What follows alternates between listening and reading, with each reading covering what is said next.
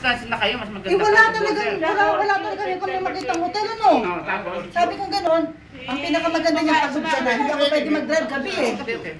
Matulog na lang tayo sa kotse. Gano'n. Oo, ayaw. Alam mo kung saan kami napunta, bumalik kami ng Rockford. Alam mo yung napuntahan naming hotel, Dapis Marose. Kasabihin mo mabuti na lang sa wala. Diyos, Ginoo. Pinagtsagaan namin. Kudakan mo ito, Ben. Bakit nga hindi kayo mag-drive ka na lang? Nakakita kami ng natutulungan. Alauna na ba yung buhay? Alauna na? Alauna na nga.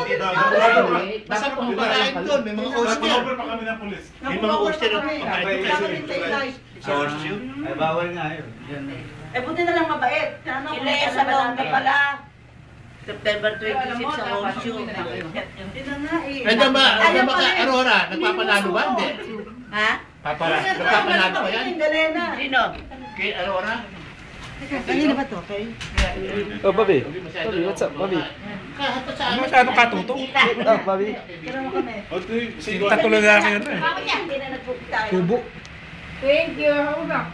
Kami nga naman Kasi pag Saturday na talaga kayo. Oh, ito yung handa ni Ate Ed. Hindi mo di ba na vacation noon, di ba?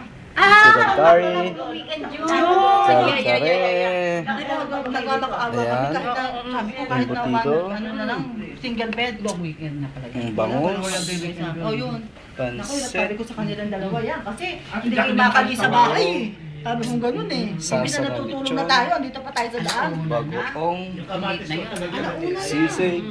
Sabi nga na bata ka dyan. Ayan ang lechon. Wala nang balat. Wala po. Alright. Kain ka kain. Tapos ito Kain yung na, soft kain. drinks. Okay ka lang ba? Ito yung kanin. Caldereta. Pansit. Tapos cantaloupe. Watermelon. At kalamay. Si Ate Edith, ang happy birthday. Ay, thank you. Thank you, Alvin. Thank you sa luto mo. Ayan! Ayan, may bisita kumakain. Kumakain pa Ayan, ako, di ba Alvin. pigilan? Di ba pigilan? Oo, di pagilan, di pagilan. Oh, pancit, Alvin. Chi! Uy! Ayun na? Huwag mo sasabihin sa Lola Barang Tita Lili, magtitali namin. Sikreto. Hindi ba iyakin? Ay, teka, pero... Hindi, parang Lalakad lang siya kakain ng... Pero, disappointed ako nang punta kami ng Canada.